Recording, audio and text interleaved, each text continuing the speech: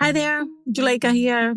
Before we get started, I want to invite you, yes, you, to be a guest on the show. If you're an adult and a child of immigrants, and they could be from anywhere in the world, really, I'd love to talk to you about the conversations that are necessary but challenging, especially right about now.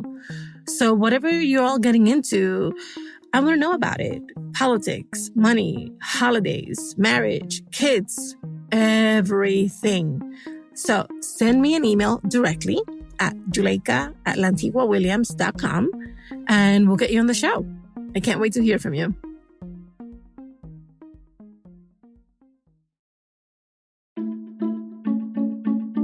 Hi, everybody. Today we welcome Nathalie. She's a Dominican-American woman who is really aware of how some of her experiences growing up at home are impacting her life as an adult. But she struggles to talk to her mom about it in an open and vulnerable way. Let's get into it.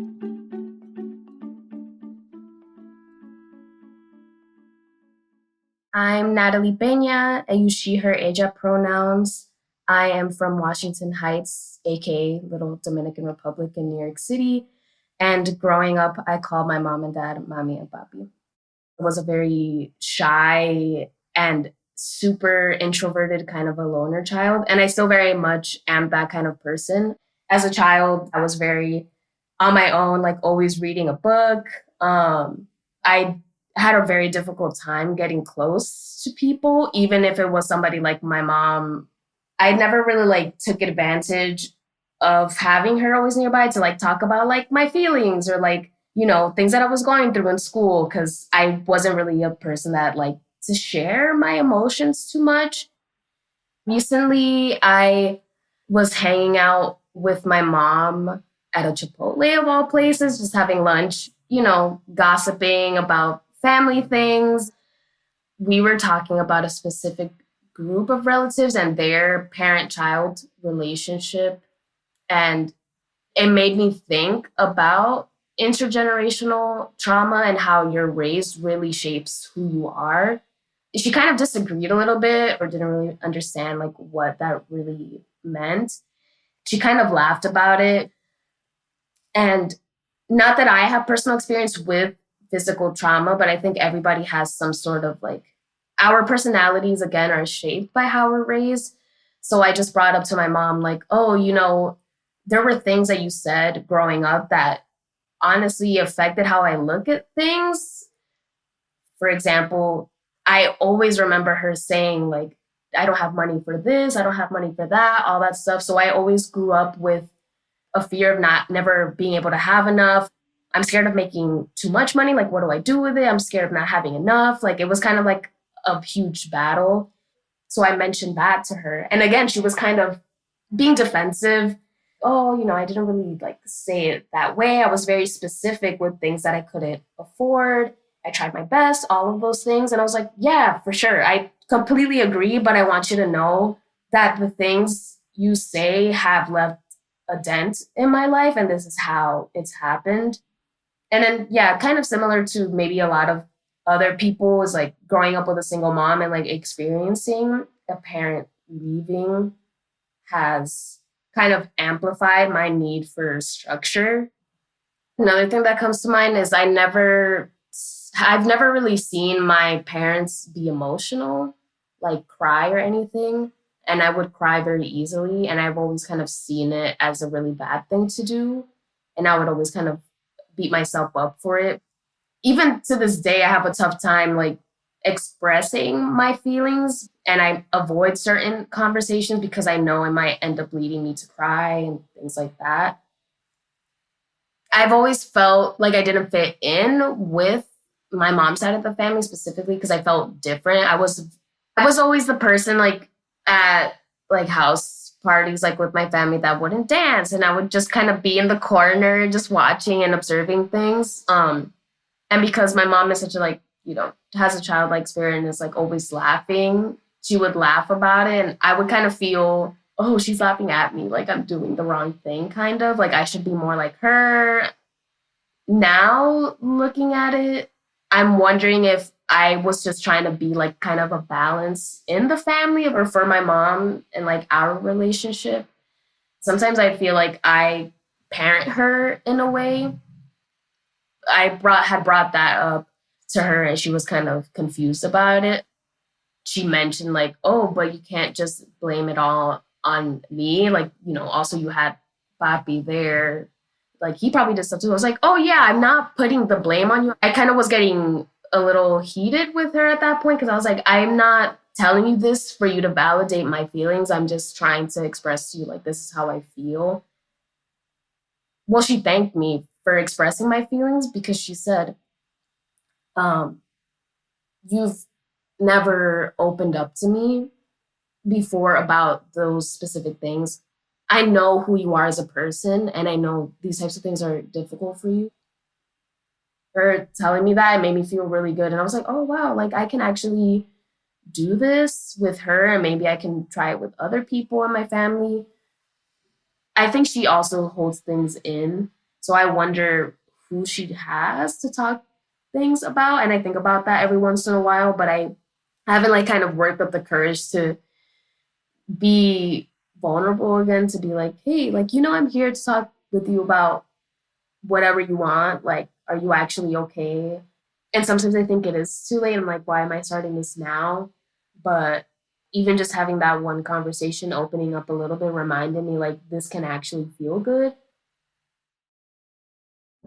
If you love our show, then you'll love Adventure in Atacama. In this comedy adventure game, you get to help Mariela, a Mexican-American flight attendant, find her missing mother and save the world from the Atacama effect. Adventure in Atacama allows you to choose the story path you want the episode to end on. Start playing the game right now on chooseyourpodcastadventure.com and search for Adventure in Atacama on your favorite podcast app.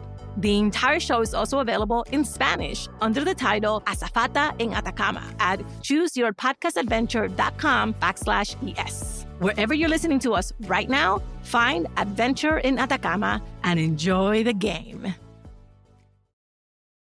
Juleka here. I'm so excited to tell you about LWC Studios' new show, How to Talk to High Achievers About Anything. We'll hear from Black and brown professionals who have reached levels of excellence that sometimes come with great personal and professional challenges. People who are looking for ways to keep leveling up.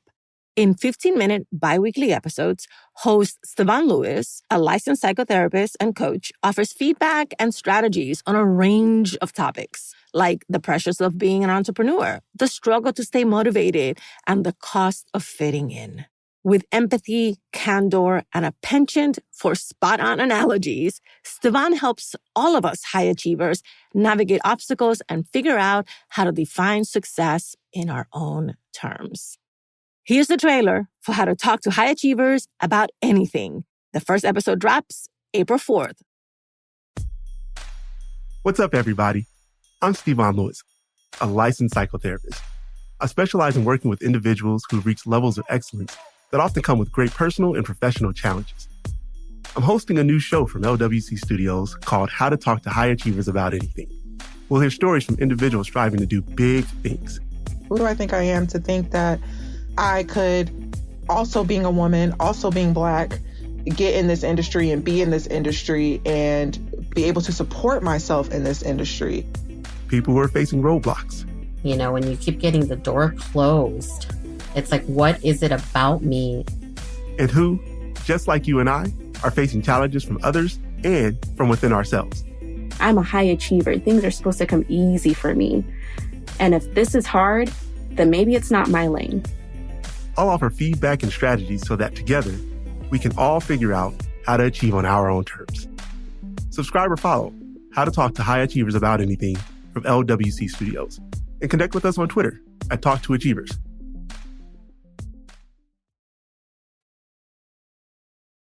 Oof. As a Dominican-American woman, I really relate to Nathalie's story. Conversations around our upbringing, about the legacy of our experiences, and the traumas that we've all experienced can be extremely difficult to tackle, even more so if we try to talk to our parents about it. As I listened to Nathalie giving it a go with her mom, I felt really proud of her. I was silently cheering her on. Her experience made me wonder about what we as first gens can do to engage with our loved ones around these deeply rooted issues, especially when we want to be open and vulnerable. And that's not always the norm in our families. So, to help us figure it out, I did what I always do. I called in an expert. I'm Dr. Lisette Sanchez. My pronouns are she, her, ella, and I'm a licensed psychologist. I specialize in working with BIPOC and first-gen professionals by my practice, which I named Calathea Wellness Coaching and Psychological Services. Calathea is a plant variety that symbolizes new beginnings, which is why it's so special for me to name it after these plants, because it really represents the communities that I want to work with. When you listened to Nathalie's story, what did you hear? First, I thought it was incredibly powerful how vulnerable she was willing to be around her mother. What I heard in a lot of what she was sharing is a lot of intergenerational trauma and cycles. I heard a lot of power, hearing her really work hard to reclaim her voice by trying to understand her thinking patterns and her relationships, right? Her relationship with money, her relationship with her family, her relationship as she approaches new experiences and what that means for her.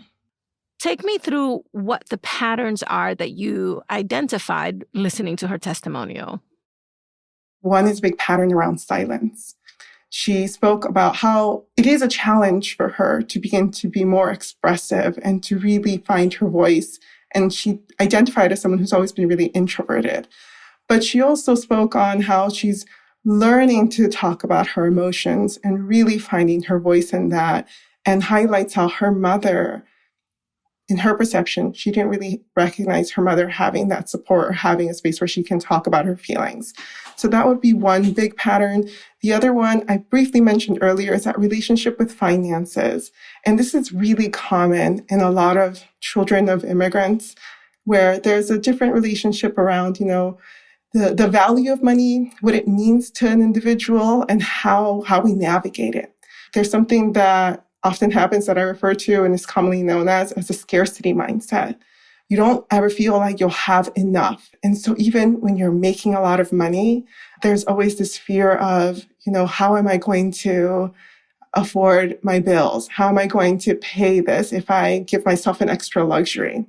And so that's when I bring up the trauma around money, the trauma around the silence. And she also mentioned a lot around the different family dynamic, with her father exiting the family and what it was like to then be raised by a single parent. And so what I love about how she speaks about her upbringing is how much insight she has into how it's impacted her.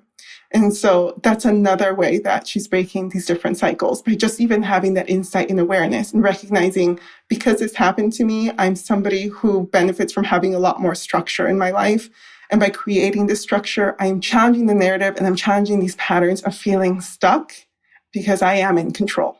All right, so I'm going to ask you a question that probably requires a book-length answer, but I want you to give it your best shot. And I recognize that coming into the question. We are becoming quite accustomed to using the word trauma, and it's appropriate in many, many instances. But many of us, myself included, who grew up in the cohort, the pre-1990s immigrants, we thought of our trauma as values, as core experiences that shaped us, as things that defined who we are. Can you give us just a very cursory explanation of when something crosses over from being a value that you saw exhibited to being a trauma that creates some sort of a foundational rift in who you are and how you go out into the world from that family? Yeah, thank you, Julika. That's a really good question. And you're right. It's something that requires a much more in-depth explanation, but I will try to answer it with an example. When we talk about values and trauma, a common value would be respeto, right? Or respecting specifically our elders. And the reason that I bring this up when we're talking about trauma is that at times what this can lead to is further silencing, right? You have a negative interaction with a family member, maybe an elder, where they maybe disrespect your boundary in some way. A boundary could be as small as, I just don't want to go dance. But your elders are like, no, you got to get going, bailar, like, let's get it. And in that moment, your values are in a direct conflict because you're like, oh, but I want to respect this person.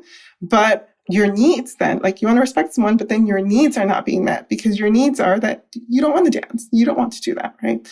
And so while this is a very simple example, what happens is that then the individual will try to accommodate so much that then they start to be more people-pleasing, or they'll start doing more for others and stop really paying attention to their own needs. How I view this as trauma is because it then impacts your sense of self and your mental health, right? Because in your mind, whether or not you're aware of it, your sense of self-worth is based on how much you serve others, not how much your needs are being met. That's a really good example. And I can see that there is a scale from the value of let's respect our elders to the behavior of, no, you have to dance because otherwise I'm going to take offense. Mm-hmm. So, here's another easy question for you. How can we begin to, for ourselves, establish that difference, right, between something that was useful and helpful, like a value, a good example, a tradition maybe, to something that actually we have to accept as having been hurtful? What are the signs? What are the tells? What's hard about this work is that sometimes when it's become our norm, we're not aware of how much harm it's causing to us. Let me think back to the example that I gave, right? You start noticing you have unexplained headaches every time someone invites you to a party or stomach aches. And you may not be able to explain why. Why is it every time I get invited to another fiesta, like I feel sick? I feel sick, right? So that could be anxiety or depression symptoms that are manifesting physically, right? So those ones are really common for people to experience, but not so common to be labeled as mental health. What's more common are the nervios, right? Feeling a little bit anxious, your increased heart rate, constantly spiraling in your thoughts about how many times am I going to be asked to do this? Planning in your mind how to escape, right? How to get out of the situation that's causing you stress. Those, I guess, are some ways that you can begin to identify that you're experiencing this on the smaller level, right? Because sometimes we don't notice it until we have an outburst, until you're sitting there and all of a sudden you start yelling. And you're like, why am I yelling? This person just asked me to dance. Okay, so I feel that so deeply. I'm an introvert, which nobody believes me. But when I get an invitation to something, everything tenses up. And it often ends up being something that I actually do, but still that initial, is very real, that very visceral response. Yeah. And it's important to notice that, right? Like you recognize I'm an introvert. This is part of my identity. I will always sort of feel like this. And then I will assess and decide, is this something I want to do and move forward with? Right. And that's the step that sometimes we or individuals maybe feel that they don't have because of how they've been conditioned to feel like they have no voice or they have no choice or that isn't an option that they have. And I think it's really common when there's the value of, this responsibility and these obligations to la familia. This is actually a perfect segue into my next question. And I ask this of our experts all the time because it's a line that keeps moving. And the question is simply, what responsibility does someone like Nathalie, a first gen, who's working through her stuff, what responsibility does she have to help her mom work through her stuff? And is that helpful as we're working through our stuff? Or should those two things happen separately in the chronology? So this is also a really hard question because what responsibility do we have? What do we owe to anyone, right? But I also highlight how subjective it is for individuals because when, people listen, they're like, oh, this is what I have to do. Oh, no. We are very clear that this is not a do this kind of show. This is a consider. Yes, consider, have some options. Right. And so first is really reflecting on, how much of this is actually my responsibility. Initially, when I work with folks, therapy can be really individualistic, and it can feel like you're betraying family and selfish. Absolutely. In my work, what I really try to do is challenge folks to recognize that individual focus, while it may feel really selfish, it is community healing. Because when you are healed, when you are able to respond instead of react, right? When you are able to pause, when you are feeling triggered, instead of automatically go to that anger response or that crying response or feeling like a victim in that moment, that creates so many changes for the people around you. If I was to say, here are some considerations for how to heal and how to navigate healing for yourself and your family or for the others, I would recommend starting with you. Are there sort of like deal breakers? Like, are there things where when you talk to your clients, you're just like, I don't know that you can get past this. I don't know that this is something you should forgive. I don't know that you should put in the work that it's going to require for this, because this person is just beyond redemption as far as their place in your life is. And what are those sort of like red flags for things like that? With any relationship, both people have to be committed to wanting to change or to grow. We see this in couples, we see this in friendships, we see this in siblings.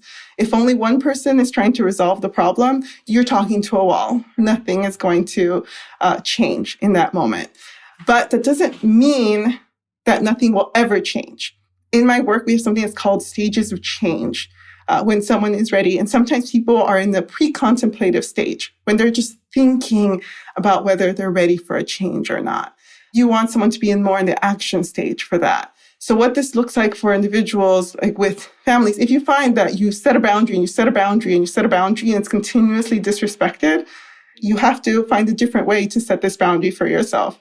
You know, if I live 20 minutes away from my mom, she shows up at my place every night for dinner. And while I would enjoy that food every day and love it, I need some boundaries and space. So if she can't respect that, and this is a relationship that's important for me to maintain, then instead I will look and see, what are my other options? Maybe that means moving a little bit further away. Maybe that means not letting her have an extra key. Like, there's a lot of different steps along the way. But I wouldn't say that there's a hard red flag for anything, because everyone has such a different capacity for forgiveness. And that really depends on, how much pain an individual caused you and how much willingness you have to forgive them. But that varies individual by individual. Thank you so much. This has been fantastic. Please come back.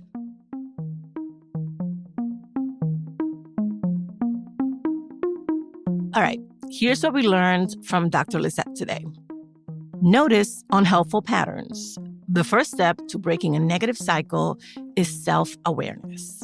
This will help you pause before reacting and realize you have a voice and a choice. Recognize early triggers. These emotional, mental, and even physical reactions can be helpful signals that your values are conflicting with your needs. And remember, start with you. Working on yourself by going to therapy and prioritizing your own healing is not selfish. In fact, it's a necessary step for community healing.